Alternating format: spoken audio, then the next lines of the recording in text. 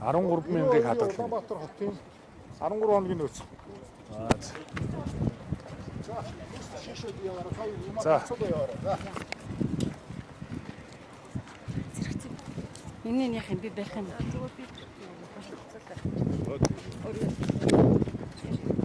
За би самтрал үлзээ сайхан байна.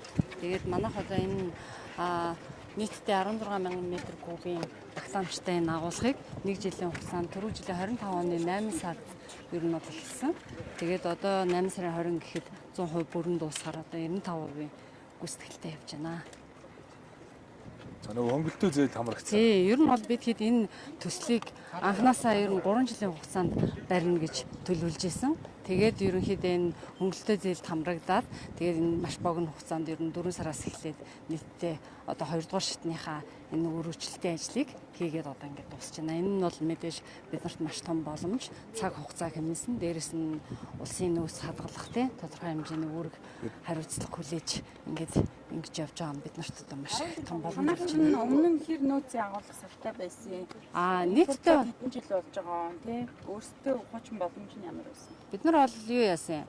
19 онд үүсгэн байгуулагдаад тэгээд тэрнээс хойш бол бид хэд 1000 м кубын 2 савтай тэгээд дахиад 1500-ын 2 сав түрээсээр ингэж ашигладаг байсан. Тэгээд энэ 2004 буюу 8000 м кубын 25 онд барьж байгуулад үлдсэн 8 сав дээр нь 10 тэрбум төгрөгийн одоо хөнгөлтөө зээлийн санхүүжилт аваад тэгээд одоо ингээд ажил нь дуусч байна. Энэ улсын нөөцийн хэдэн хувийг танах дангаар бүрдэх юм? За энэ айл бол ийм айл манай одоо яг энэ бол хэдүүлээ энийг ингээд харуулчих. Эхлээд орж үзье. Тэгээ тий. За энэ сав бол одоо 16,000 м кубын хүчин чадалтай гэдэг бол 14 орчим 14.5 орчим мянган тонн гэсэн үг. Тий. Тонн гэсэн үг. Тэгээ энэ сав хэмжээ гэдэг бол зөвхөн А92-ийн нөөцөөр Улаанбаатар хотын нэг 13 хоногийн нөөцийг хадгалах чадaltaй саваар хүчин чадал нэмэгдэж байна гэсэн үг. Энэ бол өнгөрсөн онд батлагдсан төсөвдөг манай засгийн газрын хэрэгжүүлж байгаа одоо гол ажлуудын нэг. За ийм ажил бол улсын хэмжээнд 22 байрлалд за бүсээр нь 6 бүсэд хийгдэж байгаа. За энэ жилдээ багтаад бол ерөнхий сайдын өгсөн үүрэг даалгаврын дагуу бид ажлыг эрчимжүүлээд ингээд явж байна. За энэний хүрээнд бол бид энэ ондоо багтаад улсын одоо хадгалах хүчин чадлыг 45 хоног болгоно. 15 хоногоор нэмэгдүүлж чадна. За эх жилийн одоо 8 дугаар сар ихэд бид нар бол улсын нөөцийг хадгалах чадлыг 60 хоног буюу 2 сард хүргэнэ. За энэтэй холбоотой асуудал дээр бол ерхий сайд бас маш тодорхой чиглэл өгөөд ингээд явж байгаа. Өнөөдөр бид нар одоо энэ эх 7 хоногийн нэгт гэхэд одоо улсын комисс энэ одоо газар ажиллаад шууд одоо ажилдаа ороход бэлэн болж байгаа. Орж танилцсан. Орж танилцъя тийм. Яг зөв ийм багхгүй. Ийм одоо Сан Петролеум шиг олон компани нөөцийн сав барья гэж өөрсдөө хөрөнгө оруулалтаа хийгээд ичээ ажиллаж ирсэн. Одоо энэ компанид 19 оноос хойш. Манай засгийн газрын үед бол хууль батлагдсантай холбогдуулаад хөнгөлтөө зээл олгосон байхгүй. Нийтдээ 20 тэрбумын хөнгөлтөө зээл олгоод татаасын төсөвдөр тавиад явсан. Ингээд татаасыг өгсөний үр дүнд энэ компани хөнгөлтөө зээлд хамрагдаад өнөөдөр ажлаа шуурхаалаад ингээд дуусгахад бэлэн болж байна гэсэн. Тэр ийм байршил одоо 22 газар байна. Тэгэхээр хөнгөлтөө зээл дээр зөвхөн төр 100%-аар одоо хөрөнгө оруулалтыг хийхгүйгээр хэрвээ татаасыг нөгөө бол үр дүн гардыг жишээ яг ийм 22 байршил. Тэгэхээр эхлээ ороод үзээ танилцъя те. Тэгчээд яриа идэх үү? Тэгчээд эргээд яриа. Эргээд тэгээ.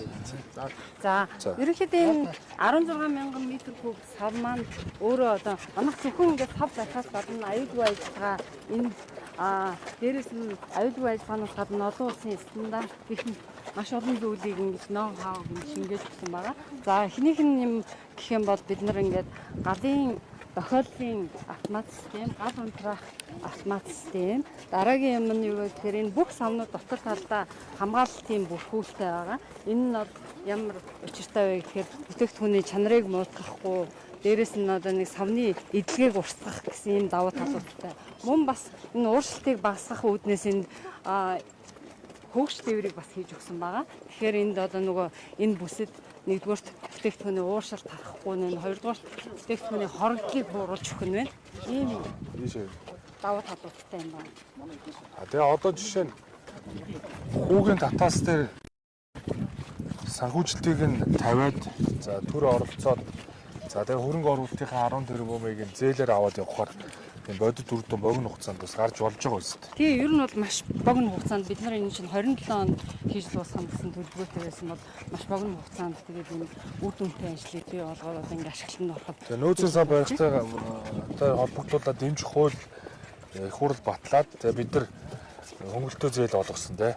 Та нар хэдэн төгрөгийн хөрөнгө оруулалт? Бид нар нийтдээ эндээ бол нэг 28.5 тэрбум төгрөгийн хөрөнгө оруулалт хийснээс одоо бид нар 10 тэрбум төгрөгийн зээлийг аваад сая тэр хуулийн дагуу авсан. Хуулийн дагуу аваад. За тэгээ бид нар хүүгийн татаас нь шийдсэн.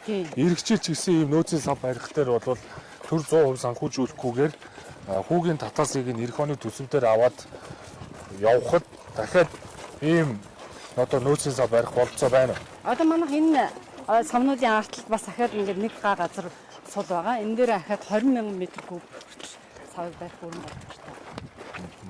За тэгэхээр бид нар эх оны төсвийн тодтол төсөв дээр бол төсвөөс санхүүжүүлэлт нөөцийн сан барихгүйгээр хүүгийн татаасыг нь аваад яг энэ хэлбэрээр явъя. Болох уу тэгж? Болно, боломжтой, бүрэн боломжтой. Дээрээс нь манай энэ нөгөө гүйцэтгэгч компаниуд бас одоо үндэсний Монгол компани байгаа. Ингээд сав танаа гэдэг энэ компани бас чадвартай боловсон хүчнэлтэй. Дээрээс нь бид нар ингээд нөгөө цаг ашиглаад, өрн дулааныг ашиглаад маш богино хугацаанд ингээд Иргэд олон нийлээд бас хэлэхэд энэ 300,000 м3 нөөцийн сав барьж байгуулах зорилгоор бид энэ 20 тэрбум төгрөгийн зээл тэгээ хүүгийн татаасын төсөвдөр аваа явсан гэсэн. Тэгэхээр одоо 150,000 м3 чинь одоо энэ намар таланд орно. Аз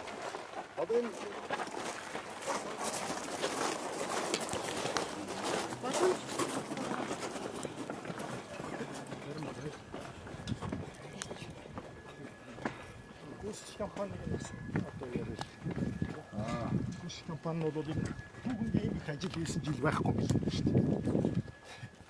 Огцон дандаа дотоонд за энэ чинь ховдод барьж байгаа чинь ховд бас ялгаагүй юм байгаа. 10,000 м3. ямар компани байгаа? Тэр орон нутгийн компани. Улсын хэмжээнд одоо 6 бүсд барьж байна. Өмнө говьд барьж байна.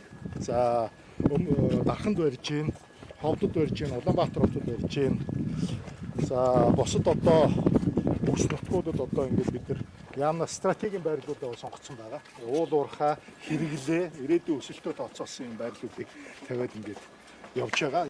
Рууд дээр л бид одоо дараагийн жилийн ажлууд бол ерөөсөө юун дээр л очино. Хөшгийн хөндийн нөгөө нэг тусгай бүсдээр байрлуулах ёстой. Яагаад гэвэл бас Улаанбаатар хотын орчмын энэ нөгөө газрын боломж тэгээ бас айл өрхүүдтэйг энэ газрын боломжийг шахагдчихад байгаа учраас дээрэс нь бас энэ нөгөө хангаа зөвлөгийн зам, хөшгийн хөндийн зам ашиглалтанд орсон, төмөр зам ашиглах. Хувийнхаа бүх компаниудын нөөцийн савыг нь бүтэн ашиглахад нэг сарл нөөцөлдөг байсан байхгүй. Нэг сарл. Тэгэхээр энэ одоо нөөцийн сав барих ажил дээр ерөөсөө ингээд санаачлаг гаргахгүй өнөөдрийг хүртэл явсан. Тэгээ засгийн газар 100 хоногийн дотор энэ хөнгөлтөө зээлийн хүүгийн татаасыг төсөвдөр аваад 20 тэрбумын зээлийг олгосны үр дүнд энэ компани 19 оноос өөрсдөө санхүүжилтээ хийж явж байгаад саяны татаасыг авсны үр дүнд ингээ богино хугацаанд ашиглалтанд оруулах гэж байна шүү дээ. Тэгэхээр энэ бол бодиттой бас үр дүн. Энэ 22 байршил орчих юм бол нэг 300,000 м3 гэвэл баг одоо сарын нөөцийг дахиж нэмж хадгална гэсэн үг. Тэгэхээр хувийн компаниуд өөрсдөө нөөцийн савыг дайжлаад дахиад манай энэ хүүгийн татаасаар явхад 2 сарыг л нөөцлөх болцоо ингээд бүрдэж байгаа байхгүй. Тэгэхээр бид нар эх оны төсөв дээр ч гисэн энэ хүүгийн татаасыг тавиад санхүүжилтийг дэмжиж явна. Хамгийн чухал нь энэ одоо ерхий сайд бас одоо энэ олгож байгаа арилжааны банкны зээлийн 9% төр өөрөө дагаа явж байгаа байхгүй. Одоо арилжааны банкны зээл 17-оос 18%-тэй байгаа. За энэ бол одоо энэ шатал туслах материал импортлж байгаа аж ахуйн нэгжүүдэд манаас хөрөнгө оруулалт хийхэд маш өндөр үнэтэй зээл байгаа. За ийм учраас засгийн газар бодлого гаргаж энэ хүүгийн хөнгөлтийг үзүүлье. Төр аж ахуйн нэгжээр зээл явсан аж ахуйн нэгжээр ирж байгаа тэр хөрөнгө оруулалтын ачааллыг бууруулах зорилгоор 9% авсан. Энэ онд 20 тэрбум төгрөгийг одоо зээлийн хүүгийн татаас нь тавьсан. Эх онд одоо ерөнхий сайдтай бас чиглэлсэн ерөнхий сайдын нөхөөс бид нар эх онд энэ нефт шатах туслах материал дээр яг энэ чиглэлийн агуулгах аж ахуйн нэгжүүдээр 60 тэрбум төгрөгийн зээлийн хүүгийн татаасыг одоо төсвөр төлөвлөсөн баг. Ийш орох юм уу? аж ахуйн нэг хариуцсан зүгээр одоо ерхий сайдын өгж байгаа үүрэг даалгаврын хувьд бол одоо энэ богино хугацааны үнийн өсөлт За богино хугацааны тасалдал бол одоо энэ дэлхийн нийтийн нөхцөл байдлаас шалтгаалаад их олон удаа тохиолдох гээд байгаа ийм эрсдэл байна. Бидний гол нийлүүлэгч Оросын холбооны улс бол газар нутгийн 90% одоо хязгаарлалттай байна. Дотооддоо том хотуудын очрлолт одооноос харьцангуй гайгүй болж байна. Маш их байсан.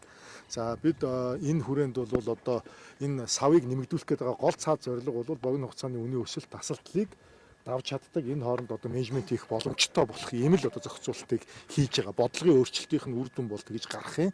За тэгээд цаашдаа бол одоо бас ерхий сайд тодорхой чиглэл үүрэг өгж байгаа бол энэ авах их усүрийнхээ одоо хэмжээг олон болго өөр бус улс орнуудаас авдаг бол энэ нөөцөө хадгалдаг бол гэдэг чиглэлийг өгж байгаа. Энэ чиглэлд бас тодорхой мэдээлэл. Өөрсдийнхөө одоо зах зээлийг тэлээ, чөлөөтэй байлгая гэдэг дээр олон нийт бас шүүмжлэл санал хэлээд байгаа шүү дээ. Энэ дээр боломж болцоо юу байна? Сүүлийн өдрүүдэд хүмүүсээс санал ирж байна уу гэдэг. За би тайлбарлая. За би ингээд нэг товч мэдээлэл хийчихье. Ер нь ингээд за монголчууд бид хамтдаа бензин шатгууны хомсдол үнийн өсөлтийн олон жил дуустгүй яриаг дуусгаж чадаагүй төлөөс их хамтдаа төлж байна. Тэр үнэхээр харамсалтай байна.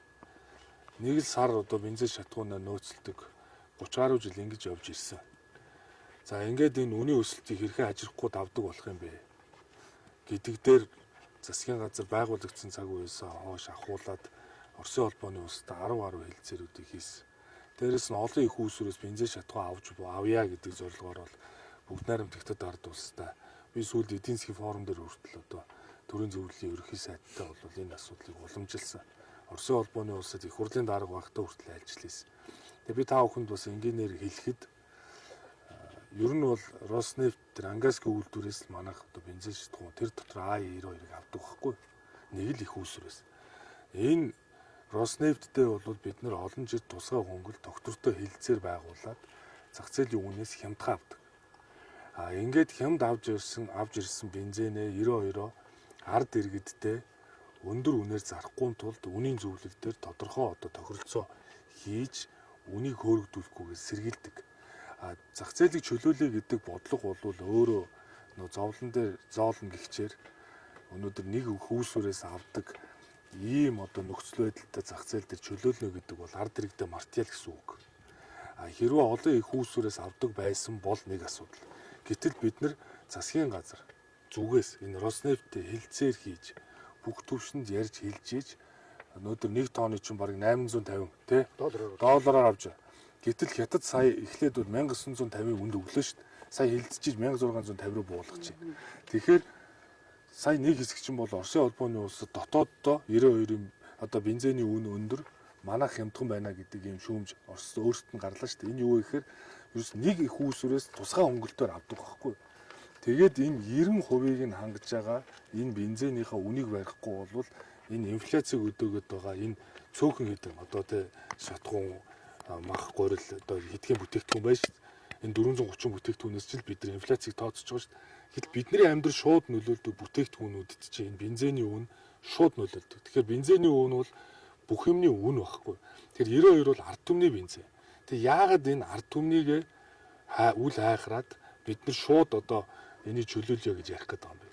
Хэрвээ олон их усраас авдаг байсан бол нэг асуудал шүү дээ.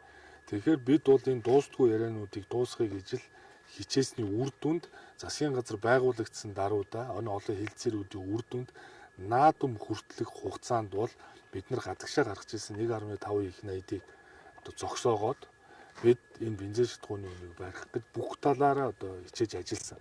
Гэтэл Оросын холбооны улсад өнөөдөр газар нутгийнхаа 90% нь одоо нэг хязгаарлалт хийчихэд шүү дээ 30 литр дээш бензин өгөхгүй хязгаарлалтай. Тэгээ энэ Орос Украины Ормусын хоолой гэдэг энэ асуудлууд чинь өөрөө бензин биднэрт нийлүүлдэг улс өөрөө хүнд байдалд орчоод байгааг бид нар бас ойлгож ажиллах ёстой.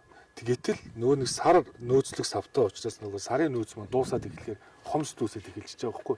Тэгээ бид засгийн газар байгуулагдсанхаа даруйда яг энэ өнөөдөр энэ компани биш Сан Петролиум гэдэг компани 19 оноос хойш бүтээн байгуулалт хийх гээд хөрөнгө оруулалт санхүүжилт нь бас бүрэн шийдэгдэхгүй гэж явсаар байгаа цаг алдсан байсан бол бид нар хөнгөлтөө зээлийнхаа тэр татаасыг нь тавиад санхүүжилтийг нь дэмжиж явахаар ийм бодит үр дүн гардыг жишээ. Тэгэхээр 22 байршил дээр ингээд байршуулах бол нэг зорилт байхгүй.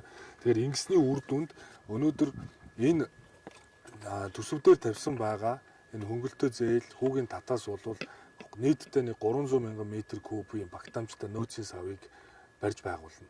Энэ жилдээ 150 мянган одоо метр кубыг одоо талыг нь те баг ашиглалтанд оруулах гэж байна. Талыг нь. Тэгэхээр бид нар нэг 14 хоногийн илүү нөөцийг энэ жилдээ одоо энэ намартаа ингээд дуусгах. Ирэх жил бол 300 мянган метр кубыг бүрэн дуусгаснараа дахиад 1 сарын нөөцтэй болно. Тэгээ одоо манай сангийн сайд явж байна. Сангийн сайдад бол би бас өнөөдөр энэ нөхцөлөдлийг хараад одоо бодитоор би харлаа шүү дээ. Өнөөдөр энэ бодиттой үр дүн байна. Тэгэхээр ирэх жил энэ санхүүжилтээ нэмье. Хүүгийн татаас нь авъя. Сая энэ сан петролеумын захирлууд хүртэл хэлж байна. Хэрвээ хүүгийн татаас хөнгөлтөө зээл энэ жишгээрээ явах юм бол бид нар дахиад нөөцийн саваа бариад байгуулах болцоотой гэд. Тэр 300 м кубыг нэмэгдүүлээ. Ингээд бид нар нэг багадаа нэг 3 сар нөөцийн савтай болчвол Роснефттэй хийсэн гэрээний дагуу бид нар нөөцлөөд за энэ үнийн өсөлтөөс, хомсдлоос, богино хугацааны шокоос ард иргэдэд хамгаалах бодлого барья. Хоёрт мэдээж бүгд найрамд хятад ард ус. Солонгостой бол бид нар хилцээрүүдийг одоо хийж байна. Сая одоо Солонгос улсын зүгээс бол онгоцны түвшин дээр 30000 тонныг оруулж ирэхээр шийдвэрлээд одоо орж ирж байна. Дээрээс нь бид нар одоо 6000 тонн одоо 92 те евро 5 стандартыг хятадаас оруулж ирэхээр тохиролцоонд одоо ингээд хүрсэн. Дээрээс нь Солонгос болвол биднэрт онгоцны түлш болоод евро 5 дизель түлш 92 дээр аль алин дээр дэмжлэг үзүүлье гэсэн. 20 мянган тонны бензиний одоо оруулж ирэх талаар бол тохиролцоонд хүрсэн. Төрөл тус бүр дээр. Гэтэл та нар нэг юм бодох хэрэгтэй. Өнөөдөр Оросын холбооны улс бидэнд 1 тонныг $850 нийлүүлээд байдаг. Солонгос хятадын зүгээс бол мэдээж эн чинь өөрсдөө зах зээлийн зарчмаар ажиллаж байгаа учраас үнэ өндөр өгөөд байдаг. Өөрсдөө хомсдолтой учраас. Тэгэхдээ нөгөө нийлүүлэлтийг таслахгүй тулд ийм хилцээрүүдийг ингээ явуулж байна. Тэгэхээр маш олон их үүсвэртэй болж иж үнийг чөлөөлөхгүй бол ард түмний өдөр тутам хэрэгэлдэг. Хүн бүрт нөлөөлдөг. Энэ талхны үнэ, махны үнэ, гурилны үнэ бүгдэнд нь нөлөөлдөг 92 бензинийг чөлөөлөө гэх юм бол та нар яана гэж бодож байна. Хувийн компаниуд чөлөөтэйгээр Солонгостой, Казахстантай ямар улсуудтай ч хилцээр хийгээд өндөр үнээр оруулж ирэнгүүтээ 92-ийн үнэ одоо 8-9 мянга 10 мянга гэд эхлэх юм бол энэ бензиний чинь одоо хэн худалдаж авах вэ? Эний чинь дагаад нөө инфляц өдөөгöd байгаа бараа бүтээгдэхүүний үнэ чинь тэнгэрт татчихжээ шүү дээ. Тэгэхээр энэ асуудал. Гуравт бол бид нар дуустдаггүй олон яриаг дуусгах ач холбогдлыг өнөөдөр одоо бүрэн дүр ойлгож ухамсарлаж шүү дээ. Нефтийн үйлдвэр. Нефтийн үйлдвэр бол 20 оны сүүлээр эхлээд ковид гээд 2 жил гацаад 23 оноос л ингээд идэвхжээд явж байгаа байхгүй юу? Тэгээ 23 оноос. Тэгэхээр нефтийн үйлдвэр дээр сая манай засгийн газар нөгөө газрын төсний ашиглалтын хууль, гадаад зээлийн ашиглалтын хуулиар энэ бүтээгдэхүүний цогцлборыг бид нөгөө санхүүжилтийг гацаахгүй байх чиглэлээр шийдвэр гаргасан. Энэ юу гэхээр төсөл яваад байдаг, гүйцэтгэл төрүүлээд байдаг, санхүүжилт болгогддггүй байсан байхгүй. Одоо санхүүжилт ямар ч гацаагүй болсон. Хоёрт бол нөгөө дотоодоос түүхэн хэдэ нийлүүлээ гэхээр олон жил нөгөө Петрочайна дачин тамирчтай үүсэжсэн татврын маргаан дуусахгүйсэн. Сая газар зүйн бүтээгдэхүүний хуулийг баталснараа одоо бид нар дотоодоос одоо түүхэн хэдэ нийлүүлэх буюу эрэл хайгуулын ажлыг 14 байршил дээр зарлжлаа. Энэ чинь 30 жил яриа шийдэг асуудал шүү дээ. Тэгэхээр ерөөсөө ийм агаарын олон мега төсөл анханасаа би ярихгүй гэж хэлсэн. Тулгараад байгаа асуудлыг шийдэх гэж яагаад энэ ус зориог юм бэ? Тулгараад байгаа асуудлыг. Би үнэхээр гомдолтой байна энэ дээр бол. Тийм учраас манай засгийн газар бол 100 хоногийн дотор нөөцийн саваа барьж байгуулах ажлыг нэгдүгээр ажил гэж үзсэн. За өнөөдөр Монгол улс цахилгаан станцтай болохын ач холбогдлыг, нефтийн үйлдвэртэй болохын ач холбогдлыг, нөөцийн савтай болохын ач холбогдлыг бүрэн дүр ойлгож байна. Тийм учраас ард олноороо нийлж энийг одоо хоос улс төржит болгож болохгүй. Тэгэхээр би одоо манай сөрөг хүчний намынхаа үн чөлөөлгээд байгаа нь би энэ ард түмнийг ботсон биш. Цөөхөн хэдэн компаниудын лоббинд орсон юм байна л гэж би бол дүгнэж байгаа. Өнөөдөр та бүхэн бодлоо. Үнэ чөлөөл гэж байна. Ганцхан 90% нь Оросоос орж ирж байгаа. Роснефтийн ангасгүй үйлдвэрээс нь орж ирж байгаа. Үн чөлөөлчих юм бол бид нар хилцээр хийгээд ийм хямд үнээр оруулсан үнийг та нар дуртаагаараа тогтоо гэж би юу л хэлж чадахгүй. Монгол 180-90 гаруй одоо энэ бензин шатхуу нийлүүлдэг компаниуд байна шүү дээ. Эний чинь нэг 10-аад нь үйл ажиллагаа өнөөдөр явуулдаг байхгүй. Олж ирч чаддаг. Тэгэхээр манай засгийн газар яасан бэ гэхээр тэр нь 15 литрээр байна уу, 20 литрээр байна уу, 50 литрээр байна уу хилээр оруулаад ирж байгааг нь харин гайлаар чөлөөтэй оруулаад дэмжиж өгөх нь зүйтэй. Одоо ингээд хойно одоо хойд хилээс нааш ч гэдэг юм уу одоо цаана ирээнээс нааш ч гэдэг юм ингээд оруулаад ирж байгааг нь дэмжих нь зүйтэй. Дээрэс нь энэ 190 гаруй компаниудаас 10-аад нь үйл ажиллагаа явуулаад байгааг та нар харж байгаа шүү дээ. Нэг компани нь баг нийлүүлэлтийн чинь 50% эзэмшдэг шүү дээ. Нэг компани энэ компаниудын чинь. Тэгэхээр үн чөлөөт гэдэг чинь юу гэсэн? Дураараа өнөө тогтоо ард түмэн хомсдолтой байгаа учраас хэдэр ч хамаагүй авахар байна. Тийм учраас энэ цаг үеийг ашиглаад бизнес хийгээд авъя гэдэг ийм одоо далд санаа байна гэж би харж байгаа. Тийм учраас ард түмнийг иргэдийг үний өсөлтөөс энэ одоо богино хугацаанд ийм шокуудаас хамгаалахын тулд бол манай засгийн газар бол бодлогын одоо том алхмууд хийсний үр дүн бол өнөөдөр энэ олон 22 байршилтай баригдж байгаа энэ нөөцийн савууд. Аль засгийн газрын үед нөөцийн сав яригдсан. Аль засгийн газрын үед 30 жилийн хугацаанд нефтийн үйлдвэр дээр өнөөдөр энэ түүхийн хідэ хангаж чадахгүй асуудлыг шийдвэрлсэн. Би өчтөр Петрочайнд туулсан. Бид танаа асуудлыг шийдсэн. 14 байршлаар эрэл хайгуулын ажлаа хий. Нефтийн үйлдвэрийг 28 онд оруулна. Би бас очиж ажиллая гэж бодож байгаа нефтийн үйлдвэр дээр. Одоо энэ хоос ус төржилтөө зогсоо гэдгийг хэлж байгаа. Ингээд өнөөдөр харгаа барж шít бид нар. Яг үүндээ энэ дугаарын хязгаарлалтаар бензин одоо ингээд одоо та нар одоо аргаа барж шít. Бензин шатхууныг дугаар хязгаарлалтаар одоо нөгөө нэг аваа гэдэг энэ бол аргаа барсан шийдвэр. Гэхдээ бид нар байгаа нөөцөө яаж зөв хуваарлах вэ? Энэ нэгнийг одоо олон километр яаж оожирлуулахгүй байх вэ? Яаж олон хүнд хүртээх вэ гэдэг аймаг орнууд сумаас над руу зөндөө мессеж ирж байна. Тэгвэл манай засгийн газар байгууллагад 4 сар болгож байна. Энэ олон жилийн дуустгүй яриаг ингэж дуусахгүй бол агаараа олон мега төсөл ярьсаар амьдрал чинь үнэнтэйгээ нүүр толж шít. Өнөөдөр та бүхэн өчтөр намайг бас ТЭС 3 дээр очиж ажиллахыг харсан. ТЭС 3 дээр ихэд 330 төгрөгөөр үйлдвэрлэдэг 1 кВт цагийг бид нэр цахилгааныг гэтэл 304 төгрөгөөр зарж байгаа шít. Эний зөрөөг яах вэ гэдээ өнөөдөр явсаар байсан. Тэгээ одоо үн чөлөөлгээд сайхан амьдрцгаа одоо бүх юмны үнийг чөлөөлөө гэвэл цаг үе нь биш байхгүй.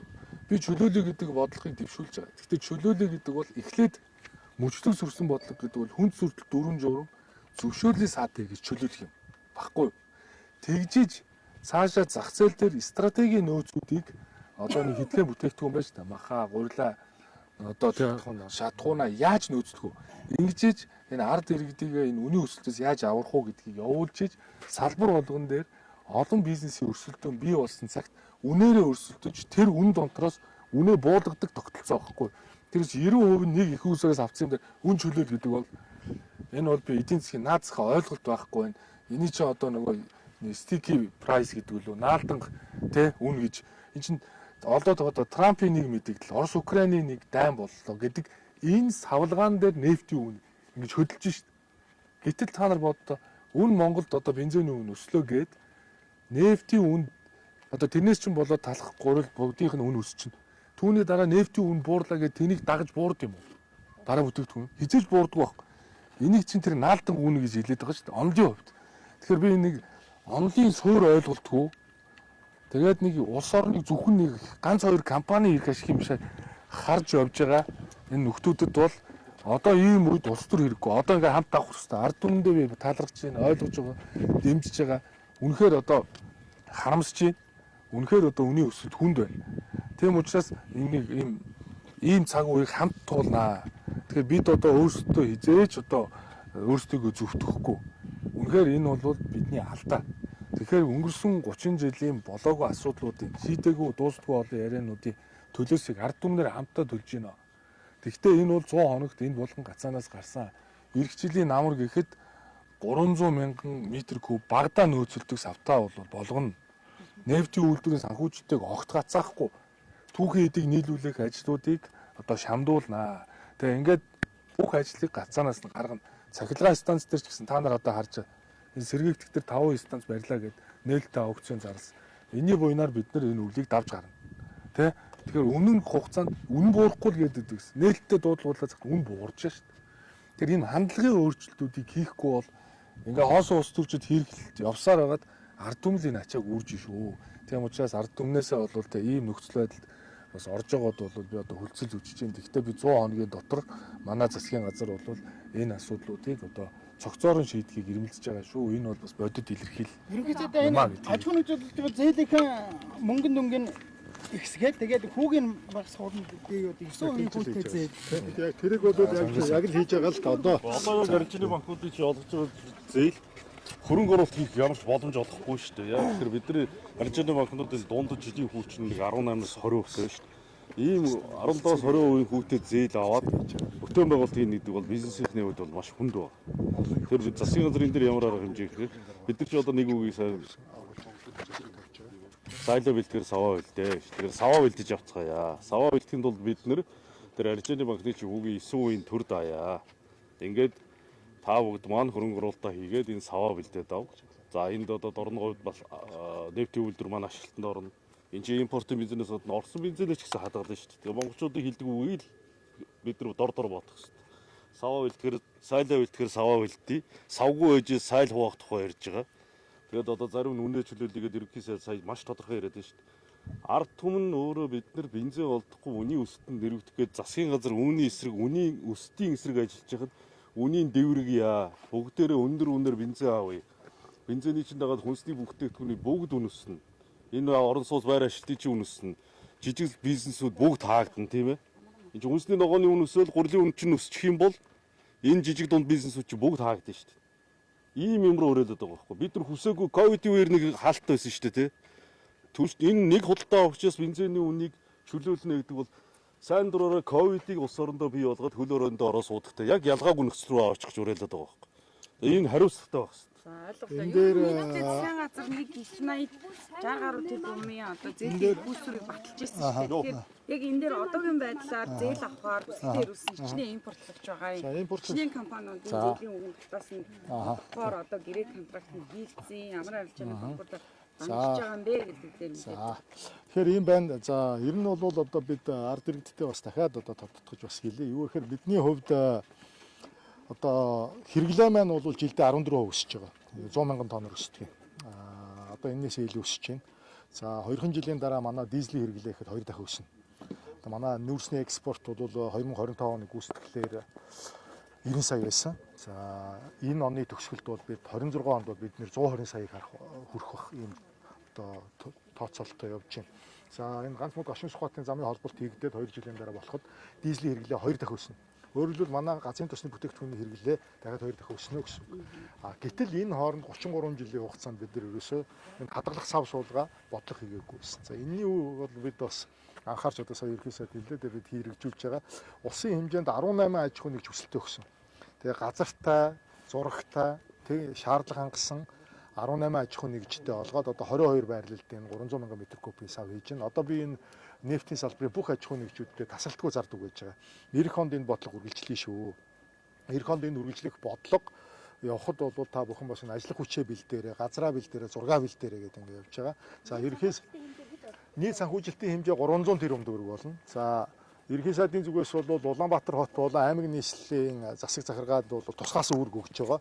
Чөлөө зөвшөөрөл, газрын зөвшөөрөл, энэтэй холбоотой хүлээж авах мөн бас одоо эхлэх ажил эхлэх зөвшөөрлүүдээр удаахгүй байх чиглэлүүдийг өгч байгаа. За бид бол энэ ажлыг маш эрчимтэй явуулж байна. За эх онд бол одоо бас нефтийн агуулгах барих зорилготой байгаа аж ахуйн нэгжүүдэд бол бүгдэнд нь зээл болгоно. Хүлцээтэй хэмжээнд хүргэнэ. Улс бол 9% дааж байгаа. Цаана одоо бодлогын хүнээс хамаарат одоо аж ахуйн нэгжүүд бол нэг 6-аас 7% хүүтэй зээл авч яана гэж ойлгох хэрэгтэй. Улсаас ийм том хэмжээний бодлого хийхгүй бол аж ахуйн нэгжүүд дангаар хийгээд дийлэхгүй юм. Хөнгө оруулалтыг дийлдэггүй юм. Тийм учраас бол энийг бас анхаарах хэрэгтэй. За дараагийн том бодлогын ажил бол үндсэндээ бид одоо бүгд найрамд хятад ард улс, Солонгос улс, Казахстан улс гэдэг одоо Сингапур гэдэг дэлхийн бүхий л одоо экспортч орнуудтай яриа хэлцээ хийж байгаа. Өөрөөр хэлбэл их усүрээ ядаж нэг 30%-ийг нь бусад их усүрээс авдаг болёо. Одоо бол бид нар ч бараг 100% шахуу одоо Оросоос авч штэ. Манай хойд төрш бол дотооддоо маш хүнд байгаа ч гэсэн бидний одоо би одоо сар болгонгаа Орос улс руу явж байна. Одоо ингээд маргааш явах гэж байна. Бидээс тийм томлолтоор маргааш явна. Дахиад одоо Орос улсын эрчим хүчний сайттай уулзсан. За Роснефть компанийнхантай уулзсан. За Газпром нефть компанийнхантай уулзсан. Сар болгон явж ээж өмнөх хэлэхэд одоо 2 сард тохиолдчих байсан энэ бэрхшээлийг за 8 сар хүртэл ямар ч байсан хойшлуулж барьж дийлж байна. За энэс 4-5 сард одоо ерхий сайдын өгсөн томилтын дагуу дизель түвшний үн бол одоо бараг 2 дахин илүү өндөр болохоор байсан. Энэ хямралыг бид нар бас давж гарч зохицуулж чадсан. Тэгэхээр хадгалах савтаа байсан бол за өөрийн одоо газрын тосны үйлдвэртэй байсан бол тий За өөрийн одоо газрын тосоо дотооддоо олборлдог байсан бол энэ маргааны 30 жил тойрч зогтохгүй ингээд одоо явсан бол бид ийм асуудлыг үзэхгүй. Тэгэхээр бид бол энэ 3 чиглэлийн одоо дунд хугацаанд хэрэгжих энэ шатхууны энэ хамааралт байдлаас гарах энэ бодлогыг бол эрчимтэй хэрэгжүүлж байгаа. За газрын тосны үйлдвэр дээр түрүү хэллээ. За бид бол энэ гадаад зээлийн ашиглалтыг сайжруулах тухай хууль. Энэ хуулийг бол өнгөрсөн хаврын чуулганаар яралтай гормоор оруулаад шийдтсэн. Одоо газрын тосны үйлдвэрийн ажил 24 цаг 7 хоног бол тасралтгүй явагдаж байна. 3 ээлжээр ажиллаж байгаа. Маш эрчимтэй яваа. За технологийн том төхөөрөмжүүд нь орж ирээд угсралт нь эхэлж байна. За 28 онд оруулах зорилготой. Газрын тосны олборлолтоо нэмэгдүүлэх гэж байна бид нэр. Газрын тосны олборлолтыг хийхэд бид нартай одоо дэлхийн хамгийн том газрын тосны компани бол PetroChina гэдэг компани манад байгаа. За энээс өөр компани орж ирдэггүй манад. Бүх компаниудад урилгад явуулдаг ирдэггүй. За энэ компанитай бол бид нар 33 жилийн маргаантай байсан. Энэ маргааныг бид нар одоо шийдлээ. Энд хинч хүрж байгаагүй. Монголын ерөнхий сайдын захирамжаар 6-7 удаа ажлын хэсэг байгуулагдаж байсан. Ерөөсөө шийдэгдэж байгаагүй. Яриа л өнгөрдөг байсан. Хятадтай асуудал ярихаар та нар энэ асуудлыг шийдэхгүй бол бид бүтээгдэхүүн ч өгөхгүй. За нэмэлт одоо хайгуулагч хийхгүй гэдэг. Энийг бол одоо энэ орчмол ерөнхий сайдын засгийн газрын үед бид хилцээр хийгээд тусгай хууль оруулаад батлаад шийдчихлээ. Одоо хятадтайгаа бол энэ эрлээ ажиллаа, судалгааны ажиллаа, өрөмдлөг одоо хайгуулын ажиллаа эрчимжүүлэх чиглэлээр хилцлээ хийгээд явж байна. За дараа нь одоо бид бас энэ бусад их усүрээс авах тухай сайхан би одоо солонгос яваад ирлээ. За би бол одоо Орос улс улс руу маргааш явна. Үргэлжлүүлээ шууд хятад улс руу очино. Бүгд хятад улсад очиж хэлцээр хийн. Бас Казахстанаар орно гэсэн ийм төлөвлөгөөтэй ажиллаж байна. Үйлдвэр ашиглалтанд орсноор дотоодын манай эрэлтийн хэдэн хувийг хангаж байна? Одоогийн байдлаар бол 50% хангана. За үйлдвэрийнхээ хүчин чадлыг нэмэгдүүлэх ажлыг дараа нь бас үргэлжлүүлэх ёстой. 50% импортоор 50% дотоодоос хангадаг болно л гэсэн үг. Мөн бас эргэцүүлээд 50% болгож бууруулах гэсэн үг. Тийм, ерөнхий сайдын одоо бас их хурлын дарга багтаа санаачилж хэрэгжүүлсэн нөгөө ногоон тогтоол гэж байгаа шүү дээ. Тэгээ энэ бол бас нөгөө SWIFT гэрчим хүчээр дотоодын их усүрээ хангадаг болох тухай асуудал. Өөрөлдвөл одоо газрын тосны бүтээгдэхүүний хамаарлаас бууруулах бас том бодлого явж байгаа шүү дээ зэрэгцээ. Тэгэхээр 50% бол дотоодын газрын тосоор хангадаг болоод за үлдсэн 50% дээр бас тодорхой хэсгийг SWIFT гэрчим хүчээр хангадаг бодлогыг хэрэгжүүлэх энэ ажлыг хийж байна. За үлдсэнийг нь бол бид импортоор авна. Энийг бас нэг 12 хоногийн хугацаа авсан байна. Яг бол арайч гэсэн юм байдал үүсгэж болсон байна. Хэмт байх тэр боломжийг бүтээх бодож Росийн хувьд ирдэг тэр хэмт үнээр ирэх боломжтой юу? Яасан гинэ? Би эхлээд тийш хариулчаад нөхөө зэрэгцэлгүй тийм. Яг 12 хоногийн хугацаа алдсан байна гэдэг дээр бол нэг юм зүйлийг хэлье. Бид ганцхан сарын нөөц хадгалдаг. За 7 сарын 10-ны өдөр гэхэд Монгол улсын хэмжээнд 92-ийнхоо бүх сан маань дүүрэн байсан. Улаанбаатар төмөр замын хэмжээнд 1000 орчим вагон 92-той дүүрэн зогсож байсан. Энэ бол манай 45 хоногийн нөөц гэсэн үг. 45 хоногийн хэрэглээний нөөцтэй байсан. За энийгээ бид нар бол одоо сая 7 сарда багтаагаад хэрэглээд дууссан. Энэ хооронд ардаас нь одоо бас 7 сарын хангалтын хувьд бол 40%-аар импорт буурсан. За энийг бол бид нар тооцоолж байсан, мэдчихсэн. Тийм учраас байгаа бүх саваа дүүргээд ийн. Хэрвээ бид нар ийм одоо хадгалах агуулгах сав байж исэн бол бид нар ядаж нэг 2-3 сараар хадгалсан байсан бол энэ хүндрэл гарахгүй байхгүй. Энд одоо дамдын юм байна уу хэн байна хин ч хамаагүй байгаа бидний техникийн нөхцөл боломжоор шалтгаалсан л ийм л зүйл болж байгаа л гэж ойлгоорой. Одоо сангийн сайд хэлж байгаа нөгөө үйлдвэрийн санхүүжилт ковидтой холбоотойгоор 2 жил хойш сан гэж үлдээд ашиглалтанд орох хугацаанд ийм л хогийн юм. Ер нь тэгээд байгаа л байдал шүү дээ. За яг энэ нөгөө зээлт мэлтэй холбоотой асуудал гэсэн байж магадгүй. Ер нь бол ийм шүү. Газрын үйлдвэрлэлд тавах юм бас Хангалттай боломж нь хэлцэг зураг төсвөн явсаар хагаад яг анхны газрыг нь хөндөд барилгын ажил эхэлсэн 21 он. Тий, 21 он барилгын ажил эхэлсэн шүү дээ. 21 он барилгын ажил эхлээд 22 23 онд ковид болж зогсоод 24 25 онд барилгын ажил эхэлсэн. Яг барилгын ажил нь одоо 3 дахь жилдээ л үргэлжилж байна шүү дээ. Яг бодит байдал нь одоо 3 дахь жилдээ л өнгөрч шүү дээ. Тэгэхээр энийг бас та бүхэн бас ойлгоорой. За бид бол маш эрчимтэй явуулж байгаа. 28 онд бол энэ барилгын ажил бүтэн дуусна гэж зорилттой ажиллаж байна. Гадны үйлдвэрлэлд болсноор үнийн хувьд юу яаж өөрчлөгдөх юм бэ? Нэмэгдэх юм уу эсвэл илүү буурна гэж байгаа юм эсвэл одоогийнхаа планаар Газрын тосны төр олборлолт гэдэг асуудал чинь газрын тосны төр түүхэд тосоо олборлож байгаа өртгөөс хамаарна. Тэгээ ер нь бол энэ хэв мэдээллийн байгууллагуудыг бас нэг ойрын үед энэ газрын тосны үйлдвэрийн бүтээн байгуулалтыг авч танилцуулъя гэж бодож байгаа. Тэнд очиод бас дэлгэнгүй мэдээлэл. тэр үнийн хувьд ер нь бол дотоодын үйлдвэрлэлд болсоо гэж буурна ч гэдэг юм өснө гэсэн тийм төсөөл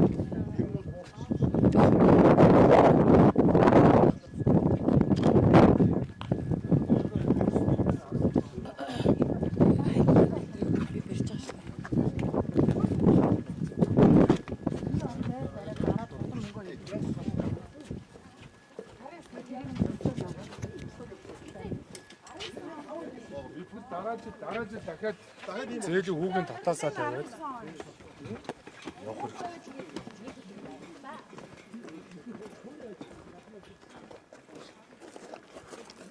Засгил авч зогсон мэт.